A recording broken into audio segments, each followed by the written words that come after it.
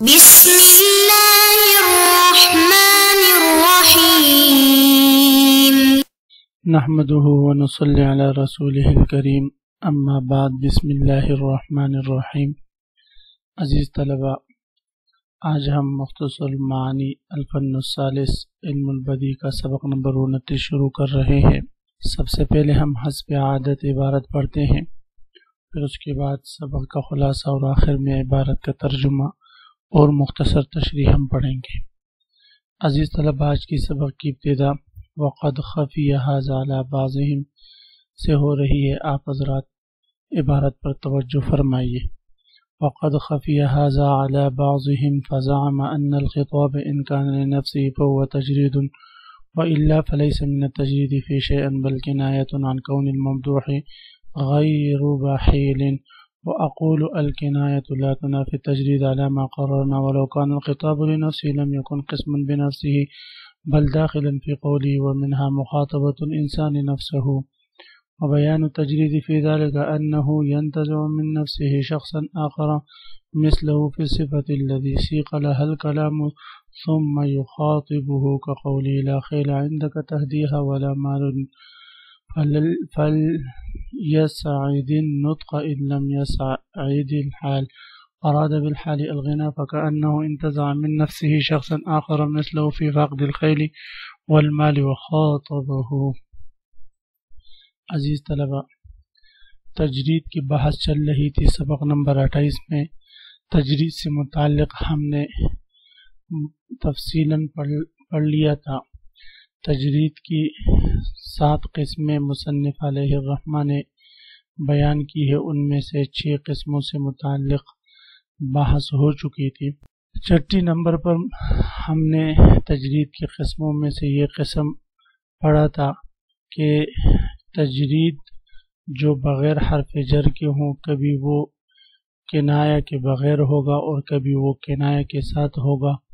تو تجرید جو بغیر حرف جر کے ہوں اور کنایہ کے معنی پر مشتمل ہو، اس کی مثال مصنف علیہ الرحمہ نے یہ شعر جو ہے اس کی مثال کے لیے لایا تھا کہ یا خیر من یرکب المطی ولا یشرب کأسا بکف من بخلا، جس کی تفصیل آپ حضرات سبق نمبر 28 میں سن چکے ہیں۔ اب اسی شعر سے متعلق مصنف علیہ الرحمہ علامہ خلخالی رحمہ اللہ تعالیٰ کی رائے اور دیگر علماء کی رائے اس شعر سے متعلق بیان فرماتے ہیں کہ یہ تجرید کی قسم ہے یا کنایہ کی قسم ہے۔ تو فرماتے علامہ خلخالی رحمہ اللہ تعالیٰ کی رائے یہ ہے، وہ فرماتے ہیں کہ اگر اس شعر میں خطاب متکلم کا اپنے نفس کو ہے تو تب تو یہ تجرید ہے فقط، یعنی کنایہ نہیں، اور اگر خطاب ممدوح کو ہو تو پھر یہ کنایہ ہے، تجرید نہیں۔ خلاصہ یہ کہ علامہ خلخالی رحمہ اللہ تعالیٰ کی رائے یہ ہے کہ ان کے ہاں اس شعر میں تجرید اور کنایہ دونوں جمع نہیں ہے، جبکہ ہم تفصیلاً پڑھ چکے ہیں کہ اس میں تجرید اور کنایہ دونوں جمع ہے۔ مصنف علیہ الرحمہ نے اس کا جواب دیا ہے۔ ایک تو آسان لفظوں میں جواب ہے کہ بھئی تجرید اور کنایہ کا آپس میں جمع ہونا اس سے کوئی معنی نہیں ہے، تجرید اور کنایہ آپس میں جمع ہو سکتے ہیں اور یہ کیونکہ ان میں کوئی تضاد نہیں۔ دوسری بات مصنف علیہ الرحمہ نے یہ ذکر فرمائی ہے، اگر خطاب نفس کو ہو تو پھر یہ مثال بنے گی مخاطبۃ الانسان نفسہ کی، جو تجرید کی ایک مستقل قسم ہے، پھر یہ ایک الگ قسم تجرید کی شمار نہیں ہوگی تجرید بالکنایہ کی، بلکہ یہ مخاطبۃ الانسان نفسہ والے قسم میں داخل ہو جائے گی۔ تو اسی کو مصنف علیہ الرحمہ بیان کرنے کے بعد مخاطبۃ الانسان نفسہ تجرید کی آخری قسم بیان کریں گے، یعنی انسان اپنے نفس کو خطاب کرے یا جو ہے اپنے نفس سے کوئی بات کہیں، اور اپنے نفس سے متکلم جب نفس کا انتزاع کرے جو اس صفت میں متکلم کے شریک ہو جس کے لیے کلام چلایا گیا ہے، تو اس کو مخاطبۃ الانسان نفسہ سے تعبیر کیا جاتا ہے، جس کی مثال مصنف علیہ الرحمہ نے لا خیل عندک تہدیہ ولا مال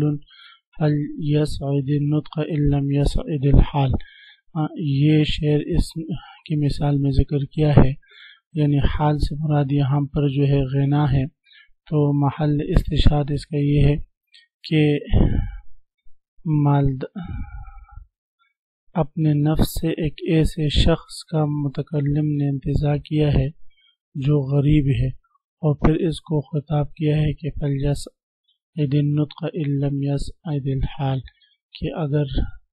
حالت اچھی نہیں ہے، مال نہیں ہے پاس، تو کم از کم گفتگو تو اچھی کر۔ تو فرماتے مصنف علیہ الرحمہ وقد خفی ھذا علی بعضهم، بعض حضرات پر یعنی علامہ خلخالی اور دیگر حضرات پر یہ بات پوشیدہ رہی، مخفی رہی کہ یہ شعر تجرید اور کنایہ دونوں کی مجتمع کی مثال ہے۔ ازعم، پس انہوں نے گمان کیا ان الخطاب ان کان لنفسه فهو تجرید، اگر اس شعر میں خطاب نفس کو ہو، اپنی ذات کو ہو، تو تب تو یہ تجرید ہے۔ وَإِلَّا فَلَيْسَ مِنَ التَّجْرِيدِ فِي شَيْءٍ بَلْ كِنَایَةٌ، وَاگرنہ یہ تجرید نہیں کہلائے گا بلکہ کنایہ ہوگا، عن کون المحدود غیر بخیل، کہ ممدوح جو ہے وہ بخیل نہیں۔ وَأَقُولُ الْكِنَایَةُ لَا تُنَافِي التَّجْرِيدَ عَلَى مَا قَرَرْنَا، مصنف علیہ الرحمہ فرماتے ہیں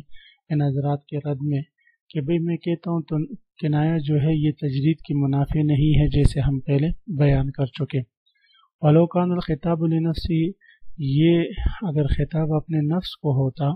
لم يكن قسما بنفسه، تب تو یہ مستقل کوئی قسم شمار نہ ہوتا تجرید کا، بل داخلا فی قوله، بلکہ پھر یہ شعر داخل ہوتا، ومنها مخاطبۃ الانسان نفسه، تجرید کی اس قسم میں۔ وبیان التجرید فی ذالک، اور مخاطبۃ الانسان نفسه میں تجرید کی تفصیل یہ ہے کہ انہ ینتزع من نفسه شخصا آخر مثلہ، کہ متکلم اپنے نفس سے اپنے جیسے صفات پر مشتمل ایک اور شخص کو نکالتا ہے، فی صفت جو اس جیسا ہو صفت میں، التی سیق لها الکلام ثم یخاطبہ، یعنی اس صفت میں جس کے لیے کلام چلایا گیا ہے، اور اس صفت میں جب دوسرا انسان یہ اپنے سے نکالتا ہے تو پھر اس کو مخاطب بنا کر اس سے کلام کرتا ہے، یہ ہے مخاطبۃ الانسان نفسہ، تجرید کی یہ قسم کہ انسان اس صفت میں جس صفت کے لیے کلام چلایا گیا ہے اپنے جیسے ایک اور انسان منتزع کرے اور پھر اس سے خطاب کرے، تو یہ مخاطبۃ الانسان نفسہ کہلاتا ہے۔ کا قولی، جس طرح کہ ابو طیب شاعر کا یہ شعر ہے، لا خیل عندک تہدیہ ولا مال، تیرے پاس نہ گھوڑے ہے جس کو تو کسی کو ہدیہ کر سکے، ولا مال، اور نہ تیرے پاس کوئی مال ہے، فلیسعد النطق ان لم یسعد الحال، اگر تیری حالت اچھی نہیں ہے، تو مالدار نہیں ہے، تو کم از کم بات تو اچھی طریقے سے کر۔ یہاں پر حال سے مراد غنا اور مالداری ہے۔ تو شاعر نے گویا فکأنہ محل استشہاد بیان فرما رہے مصنف علیہ الرحمہ، فکأنہ انتزع من نفسی شخص آخر، شاعر نے گویا کہ اپنے نفس سے ایک دوسرے شخص کو منتزع کیا، نکالا، مثلہ اپنے جیسے، فی فقد الخیل والمال، مال اور گھوڑے نہ ہونے کی حالت پر جو دوسرا شخص فقر میں اس کی صفت کے ساتھ متصف تھا، اس کو اپنے سے نکالا، وخاطبہ، پھر اس کو خطاب کیا، یعنی اپنے نفس کو مخاطب بنا کر کہ تیرے پاس بھئی مال بھی نہیں ہے، گھوڑے بھی نہیں ہے، اور پھر اپنے نفس سے یہ بندہ نکال کر اس کو خطاب کر رہے ہیں، فلیسعد النطق ان لم یسعد الحال، بھئی گفتگو تو کم از کم اچھی کر، اخلاق تو اچھے رکھ اگر تیرے پاس مال نہیں۔ المبالغۃ المقبولہ، یہاں سے اب مصنف علیہ الرحمہ محسنات معنویہ کے ایک نئی قسم مبالغہ مقبولہ کو بیان فرما رہے ہیں۔ مبالغہ مقبولہ یہ محسنات معنویہ کی 18ویں قسم ہے، اور مصنف علیہ الرحمہ سب سے پہلے یہ بات ذکر فرمائیں گے کہ میں نے اس محسنات معنویہ کی اس قسم کے نام مبالغہ مقبولہ رکھا، تو اس میں مصنف علیہ الرحمہ رد فرمائیں گے ان لوگوں پر جو محض یہ کہتے ہیں کہ مبالغہ یا تو مطلقاً مقبولہ ہے یا مطلقاً مردودہ ہے، یعنی وہ یہ کہتے ہیں کہ مبالغہ مطلقاً مقبولہ ہی ہوتا ہے، مردودہ نہیں ہوتا، جبکہ بعض رات کی رائے یہ ہے کہ مبالغہ مطلقاً مردودہ ہوتا ہے، مقبولہ نہیں ہوتا۔ مصنف علیہ الرحمہ نے ان دونوں حضرات اور دونوں نظریہ رکھنے والے لوگوں پر رد کیا کہ مبالغہ کی کچھ اقسام ہیں، مقبول بھی ہے، مردودہ بھی ہے، تو لہذا ہم جو قسم محسنات معنویہ میں شمار کریں گے وہ مبالغہ مقبولہ کے ہیں، مردودہ کے نہیں ہے۔ پھر مصنف علیہ الرحمہ اس کے بعد مبالغہ مطلقہ کی تعریف کر کے آگے مبالغہ کی پھر 3 قسموں کو ذکر فرمائیں گے، تو فرماتے وَمِنْهُ أي من المعنوی المبالغۃ المقبولہ، محسنات معنویہ کی اقسام میں سے ایک مبالغہ مقبولہ ہے، لأن المردودۃ لا تكون من المحسنات، اس لیے کہ مبالغہ مردودہ تو محسنات معنویہ میں سے نہیں ہو سکتا، وفی هذا اشارۃ الی الرد، اور اس میں اشارہ ہے، رد ہے، علی من زعم ان المبالغۃ مقبولۃ مطلقا، جو یہ گمان رکھتے ہیں کہ مبالغہ مطلقا مقبولہ ہی ہوتا ہے، مردودہ نہیں ہوتا،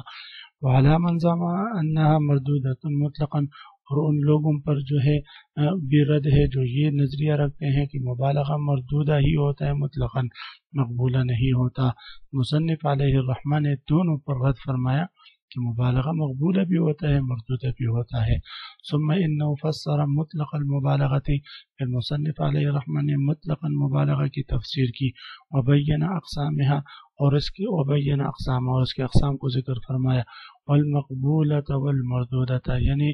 اس کے اقسام مبالغہ مقبولہ اور مردودہ، ان کو تفصیلا ذکر فرمایا مبالغہ مطلقہ کی تعریف کرنے کے بعد۔ تو عزیز طلبہ، اسی کے ساتھ آج کے سبق کے اختتام کرتے ہیں۔ آج کے سبق کا خلاصہ یہ ہوا کہ ہم نے تجرید کی اقسام میں سے آخری قسم مخاطبۃ الانسان نفسہ سے متعلق پڑھا، اور اس سے پہلے ہم نے جو تجرید کی ایک قسم پڑھی تھی کہ تجرید بغیر حرف جر کے ہوں اور کنایہ پر مشتمل ہو،